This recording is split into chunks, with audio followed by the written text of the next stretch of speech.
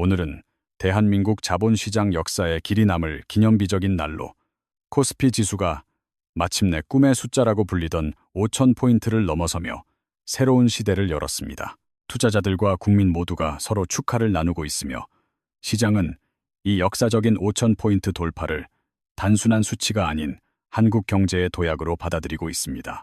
최근 미국발 지정학적 불안과 다보스 포럼에서 제기된 유럽의 우려 등으로 시장에 잠시 먹구름이 끼었으나 이러한 단기적인 오류들이 말끔히 거쳤습니다. 이제 외부의 안개 같은 불확실성이 사라졌기에 우리는 오직 우리 시장 내부의 종목들과 수급 상황에만 집중하면 되는 아주 명쾌한 환경을 맞이했습니다. 5,000포인트 돌파는 이미 1분 전의 과거가 되었으며 이제 중요한 것은 이 선을 강력한 하방 지지선으로 확보하여 6,000 시대를 향해 나아가는 것입니다. 이번 기록은 이재명 대통령 취임 233일 만에 달성된 것으로 정부의 강력한 의지와 시장의 화답이 만들어낸 놀라운 결과물이라 할 수 있습니다. 특히 어제 신년 기자회견 직후 환율이 급격히 안정되고 시장이 즉각적으로 반응하며 상승한 것은 정부 정책에 대한 신뢰가 반영된 모습입니다. 과거 1989년에 1,000포인트를 넘은 후 2,000포인트까지 가는데 엄청난 시간이 걸렸던 것을 생각하면 지금의 속도는 실로 경이롭습니다. 현 정부는 출범 당시 임기 내 코스피 5,000 시대를 공약으로 내걸었으나 불과 7개월여 만에 이 목표를 조기에 달성하는 기염을 토했습니다. 4,000선을 돌파한 지 딱 3개월 만에 5,000선에 진입한 것은 우리 자본시장이 전례 없는 압축적 성장을 이루어내고 있음을 증명합니다. 상승 속도가 워낙 빠르다 보니 단기 이동 평균선과 주가 사이의 괴리가 커져 조정이나 변동성에 대한 우려가 있는 것도 사실입니다. 하지만 현재의 상승세는 단순한 거품이 아니며 5,000선을 바닥으로 다지고 더 높은 곳으로 도약할 수 있는 펀더멘털이 뒷받침되고 있습니다. 우리 시장을 이끄는 핵심 동력인 반도체 투톱 기업들을 살펴보면 현재 아무리 찾아봐도 악재가 보이지 않는 완벽한 상황입니다. 수급 측면에서 쇼티지가 발생하고 있으며 주요 기관들은 이를 슈퍼사이클로 진단하고 병목 현상의 깊이가 예상보다 더 깊을 것으로 예측합니다. 미국의 마이크론 테크놀로지 사례를 보면 1년 누적 수익률이 240%에 달하며 목표 주가가 $300를 넘어 $450까지 상향되었습니다. 인공지능 데이터 센터에 들어가는 반도체뿐만 아니라 기존 중앙 처리 장치 수요까지 폭발하면서 우리 반도체 기업들의 성장세는 의심할 여지가 없습니다. 시장 일각에서는 반도체에만 수급이 쏠리는 양극화를 우려했지만 최근 현대차를 필두로 한 자동차 섹터가 강력하게 반등하며 균형을 맞추고 있습니다. 현대차 그룹의 시가총액이 급증하면서 반도체와 자동차가 시장을 쌍끌이하는 3강 체제가 형성되어 코스피의 추가 상승 모멘텀을 제공합니다. 자동차 산업은 단순히 차량 판매를 넘어 로봇 산업으로까지 확장되고 있어 새로운 테마를 형성하며 시장에 다채로운 활력을 불어넣고 있습니다. 작년 시장의 주인공이었던 조선과 방산, 그리고 원자력 관련 기업들도 여전히 실적 호조와 글로벌 수주 소식을 전하며 상승세에 힘을 보태고 있습니다. 현재 시장을 주도하는 10개 정도의 핵심 섹터들은 5,000포인트를 넘어선 지금도 여전히 강력한 상승 모멘텀을 유지하고 있습니다. 5,000선에 도달했다고 해서 호재가 소멸하는 것이 아니라 오히려 6,000 시대를 향한 튼튼한 발판이 되어줄 것입니다. 기술적인 변동성과 조정은 자연스러운 과정이지만 5,000을 바닥으로 삼아 더 높이 도약할 수 있는 환경은 변함이 없습니다. 그동안 우리 증시가 박스권에 갇혀 있었던 주된 원인은 기업 가치가 저평가되는 지긋지긋한 코리아 디스카운트 현상 때문이었습니다.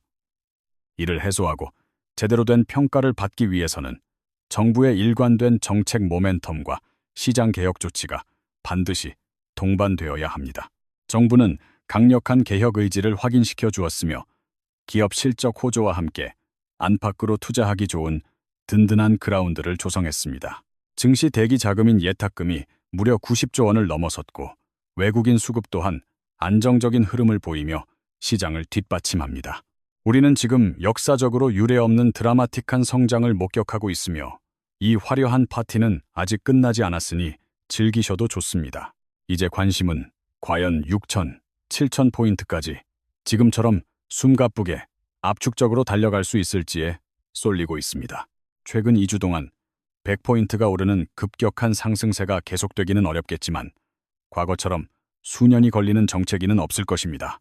경제 펀더멘털이 개선되고 있어 1000포인트 단위의 앞자리를 바꾸는 데 걸리는 시간은 과거보다 훨씬 단축될 전망입니다. 올해 경제 성장률은 작년 대비 2배 수준으로 예상되며 수출 지표 또한 긍정적인 신호를 계속해서 보내고 있습니다. 여기에 퇴직연금의 기금화와 국민연금의 국내 주식 비중 확대 같은 대형 수급 호재들이 시장을 기다리고 있습니다.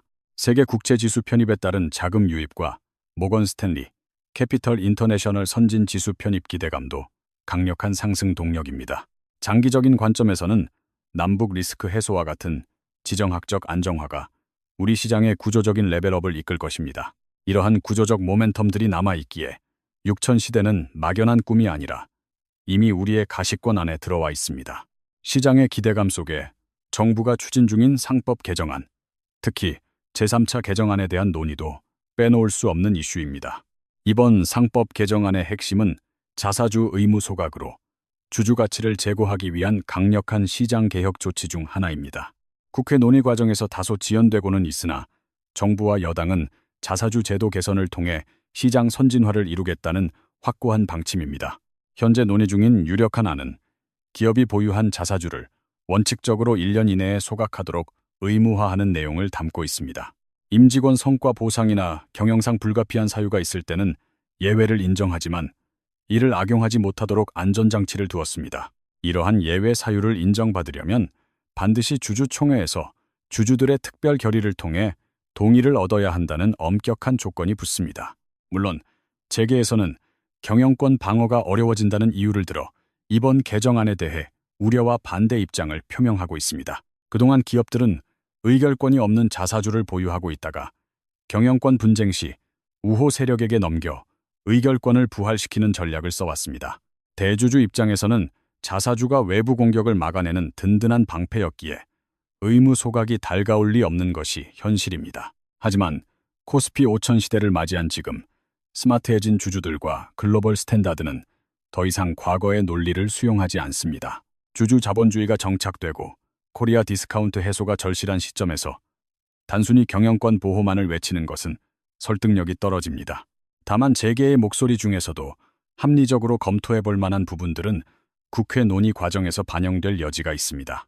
이익 배당금이 아닌 인수합병 등 특수한 경로로 취득한 자사주에 대해서는 소각 의무를 면제해달라는 요청이 대표적입니다. 또한 매년 주주총회 승인을 받는 것이 실무적으로 과도한 부담이 될 수 있으니 승인 효력을 3년 정도로 늘리자는 의견도 있습니다. 국회는 이러한 현실적인 애로사항들을 수렴하여 제도의 본질은 살리되 기업의 부담은 줄이는 합리적인 대안을 찾을 것입니다.